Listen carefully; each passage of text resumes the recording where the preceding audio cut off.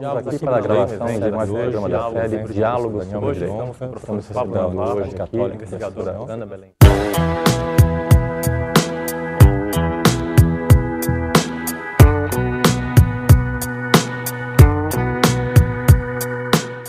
Então me explique uma questão. Nesse mundo de hoje, a gente vê essa certa multiplicidade de compreensão teórica, muito utilizada às vezes para solução de casos. A gente vê essa mistura do argumento do advogado travesti de argumento científico. Então veja bem, essa de certa forma, ausência de paradigma que é hoje teórico. O livro proposto, ao misturar autores de concepções teóricas diversas, ele não estaria, de certa forma, contribuindo para essa ausência de uma uniformidade na ciência do direito, de um certo modelo teórico que tivesse consistência e que não ficasse a ciência do direito ao sabor do caso concreto, ao sabor do argumento, o que transformaria a ciência do direito num mero argumento político, no sentido da opção do caso concreto? Gabriel, dois aspectos aí. Uma discussão é o argumento político e o argumento jurídico. Todos os quase 40 professores, entre eles economistas, historiadores, jornalistas escrevendo sobre o livro, entre os juristas especialmente, todos eles dão argumentos jurídicos. Mas argumentos jurídicos têm respostas completamente diferentes. Então, o meu propósito é mostrar justamente a doutrina como ela é. Não é mostrar um mundo falso em que há um sistema coerente, abstrato, em que tudo é perfeito. Não. É para mostrar que cada autor tem um sistema diferente. E deixo para o aluno decidir qual que é o modelo que ele prefere. Ofereço para ele as várias opções. E a coisa muito interessante é, por exemplo, que os alunos se incomodam quando há certas incoerências, seja na jurisprudência, percebem as oscilações que acontecem na jurisprudência, se incomodam com essas questões, tendem, por exemplo, muitas vezes a impugnar concepções mais sistemáticas da compreensão da Constituição e se apegar muitas vezes à literalidade, entendendo, por exemplo, que lei complementar exige, quando a Constituição fala em lei complementar, quando fala em lei ordinária, exige lei ordinária. Então, o curso faz o aluno pensar. E uma pergunta que você me fez, e que eu queria responder também, por quê? Para graduação, lato sensu, mestrado. Porque, na verdade, todos esses casos não têm respostas. As respostas foram dadas, porque a gente leu ontem no livro do Conrado até, como era a frase do Rui Barbosa? Que terminava os assuntos no Supremo. Que Supremo. Erraria por último. O Supremo erra por último. Então, nesse livro, eu não quero errar por último. E dou a possibilidade do aluno acertar.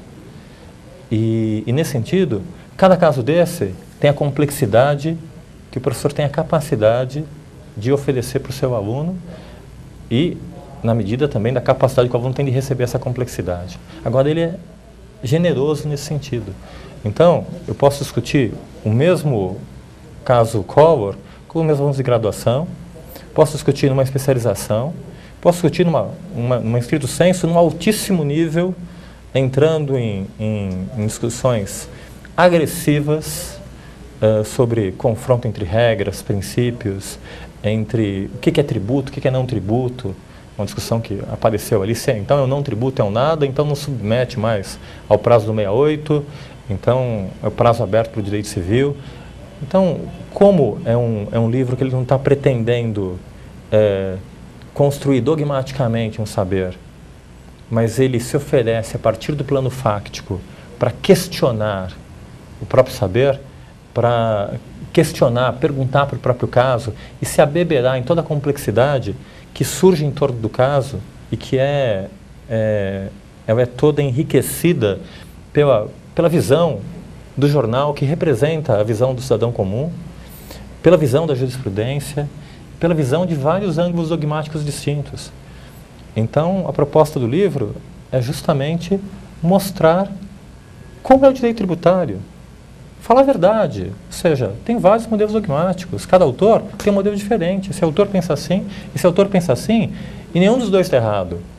Na verdade, eles pensam assim porque decorre de certas premissas, que vieram da formação deles. E eu acho que isso é muito interessante mostrar para o aluno, porque ele começa a aprender onde buscar a fonte do conhecimento dele. Deixa eu lhe fazer agora uma pergunta mais pessoal.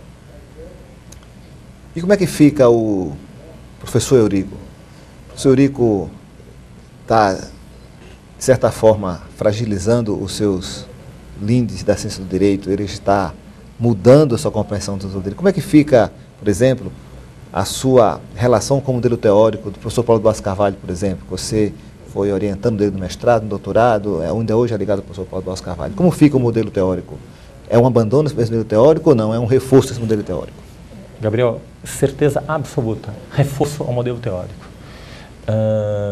É interessante que dentro da escola, na própria escola da GV, há uma dualidade entre críticos e positivistas, e havia uma impressão de que nós, positivistas, não tínhamos capacidade de discutir método caso, porque nós somos míopes, como o Dimitri colocou ontem no evento, somos isolados da realidade, vivemos um legalismo autista, não percebemos a complexidade do real, nós nos isolamos, e isso não é verdade.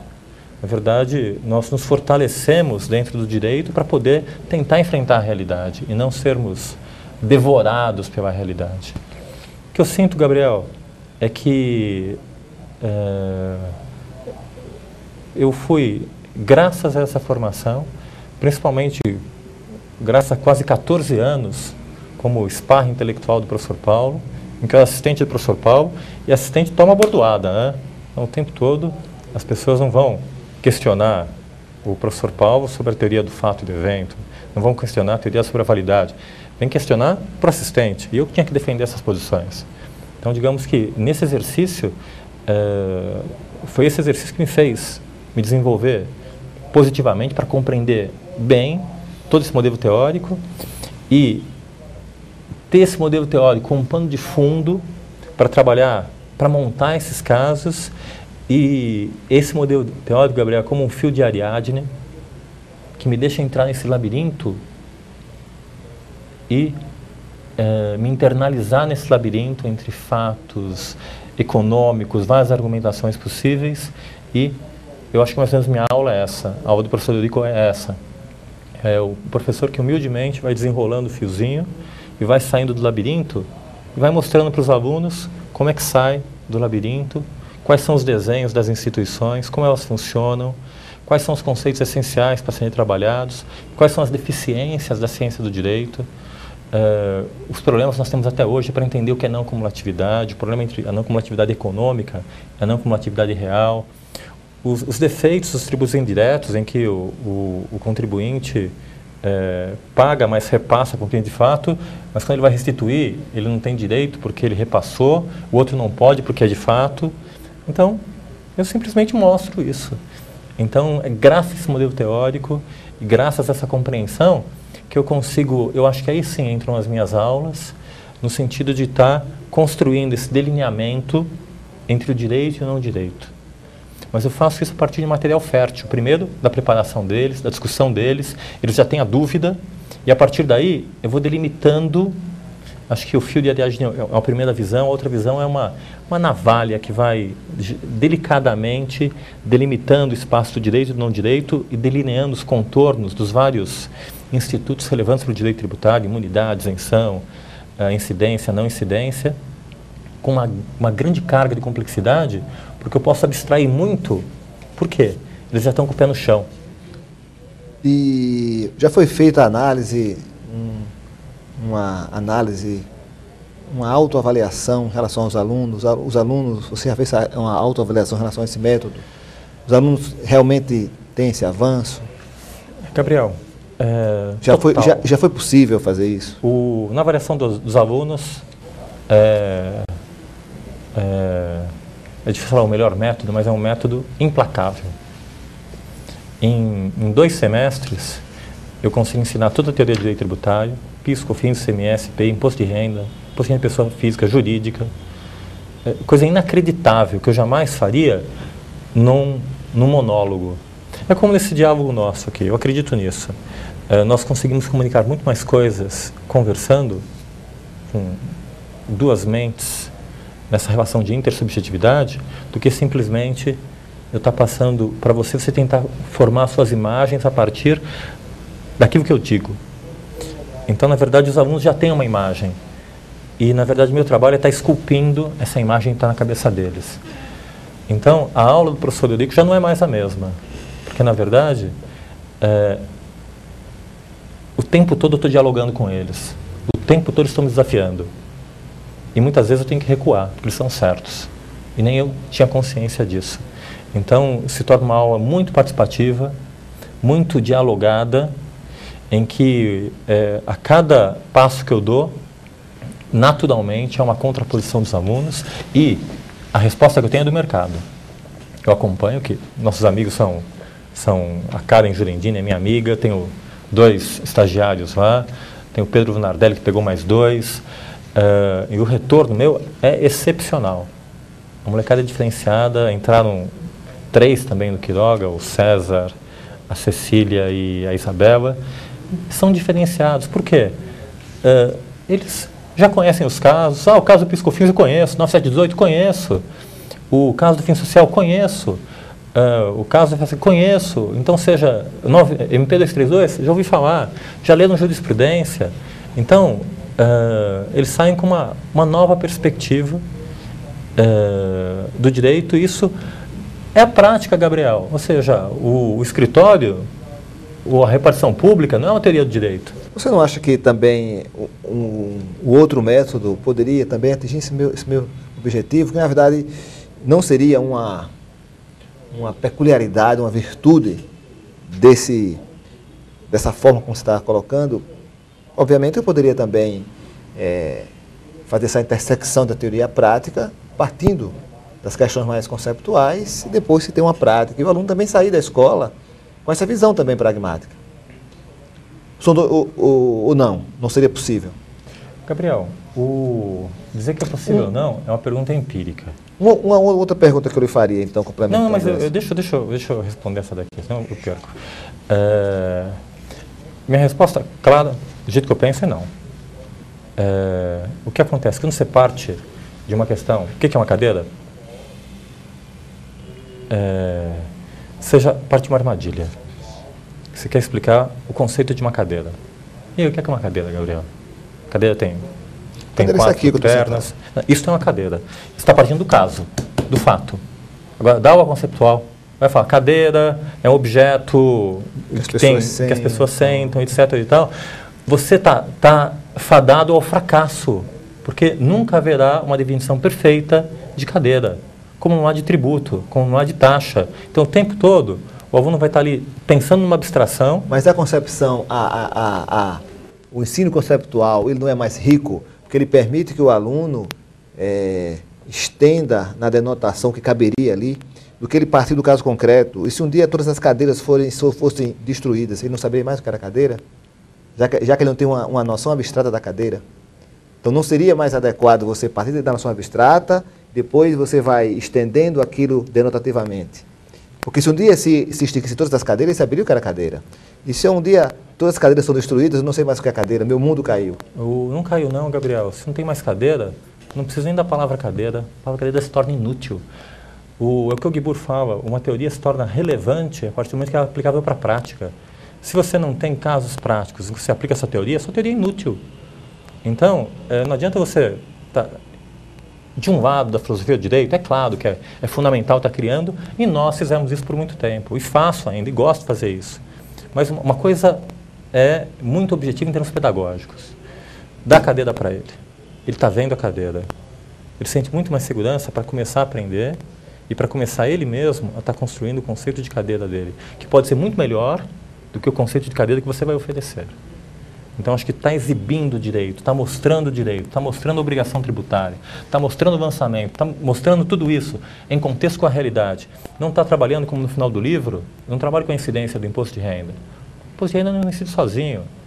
O ICMS incide sozinho, incide ao mesmo tempo. ICMS, PIS, COFINS, CPMF incidia. Então, é mostrar a vida como ela é. E a partir daí, você está permitindo um processo indutivo, porque eu não trabalho com coisas. nós trabalhamos com conceitos. Então, na verdade, eu trabalho com textos ainda. Então, de uma forma ou de outra, eu não estou partindo do real, estou partindo de um real reconstruído através da linguagem também. Ou seja, a partir dessa vivência que ele tem, conceptual, ele tem condição de conceptualizar e de abstrair muito mais do que o discurso monológico meu, dizendo que obrigação é isso, crédito é a formalização da obrigação tributária. Ele tem condição de ultrapassar a minha definição. Por quê? Ele tem noção do que é obrigação, do que é crédito, sem que eu fale a definição.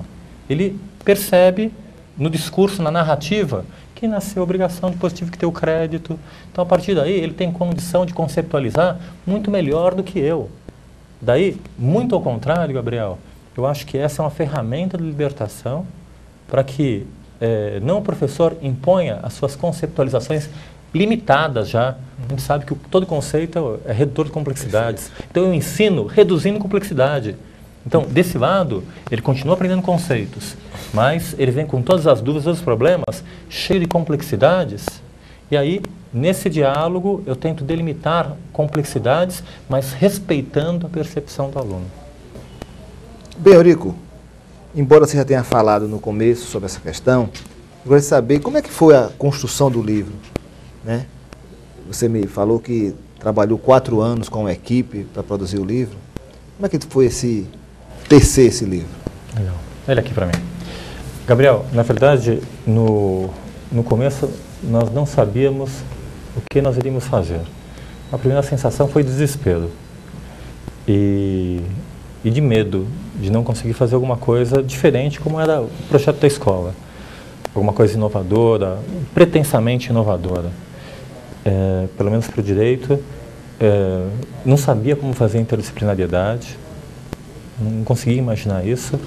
Nós começamos primeiro levantando os casos. Nós fizemos uma espécie de, nós chamávamos CCC, como o Comando de Caça aos Comunistas, conjunto de casos concretos. Levantamos todos os casos concretos dos últimos 40 anos do direito tributário. E dentre esses casos, nós selecionamos por detrás deles os mais relevantes e os que apresentavam oitavas teóricas relevantes. Então, 9718, fantástica, para trabalhar a validade, vigência e eficácia. Plano Collor, fantástico, para discutir espécies tributárias. MP232 e Inconfidência Mineira, fantástica, para discutir a questão do conceito de tributo, soberania, de fundamentação do tributo. Então, a gente foi percebendo os casos do STJ sobre os prazos decadenciais, fantástico para trabalhar com o que é decadência, prescrição, lançamento, entração compulsória sobre combustíveis. Então, houve uma pré-seleção dos casos. E a partir daí, nós pesquisamos para cada caso notícias de jornal que refletissem, explicassem esses casos, para que situassem melhor o aluno. Também, dentro das perspectivas históricas, fizemos pesquisas históricas para montar esse primeiro material de casos, com recortes de jornais, com várias referências bibliográficas, para primeiro explicar o caso. E depois chegou a ideia de estar fazendo um livro, não de um autor, ou de um grupo de autores, de um gueto, mas de todo o Brasil, na verdade, de todos os nossos mestres, de todos os nossos professores. E aí a ideia foi trazer esses professores também para colaborar na formação do nosso material. E com toda essa diversidade de saberes. Daí o que nós fazíamos? Então, nós pegávamos o caso com uma manchete de jornal e com perguntas específicas e mandávamos para o professor Hugo de Brito Machado. Depois de 3 meses, ele mandava para nós, nós estudávamos o material dele, conversávamos para esclarecer alguns pontos e já tínhamos um texto. O mesmo material, por exemplo, no primeiro caso até, em que escreve o professor Alcides Jorge Costa, o Moisés Rabinovich, que foi diretor do Estado de São Paulo, hoje em dia da FEComércio, do Jornal do Comércio, e que escreve também o Marco Sintra, que é economista. Para cada um deles foi um quadro de perguntas diversas, ou seja, houve uma espécie de direção de arte, como se fosse um filme, na verdade, uma direção de todos esses autores para que eles acompanhassem essa espinha dorsal que tinha sido montada em função de temática, para cobrir todo o tema de um curso de direito tributário, mas ao mesmo tempo temática e que tinha um lado de atração para o aluno, que mostrasse cada um desses temas, validade, bem eficácia, com uma grande repercussão política, econômica, histórica e social. Então, havia uma espécie de amplificação que para nós era uma coisa muito importante para que o aluno percebesse que, quando ele estivesse estudando que é fato tirador, que aquilo tinha importância na vida dele, tinha importância prática na vida dele. Então, foi esse o processo de casamento do livro, e aí uma delicadeza para estar aproximando autores com posições diferentes, com posições divergentes. Um tema sobre decadência, por exemplo, eu escrevo um texto, o professor Hugo, que pensa completamente diferente, outro texto, o ministro Fux tem outra concepção, outro texto.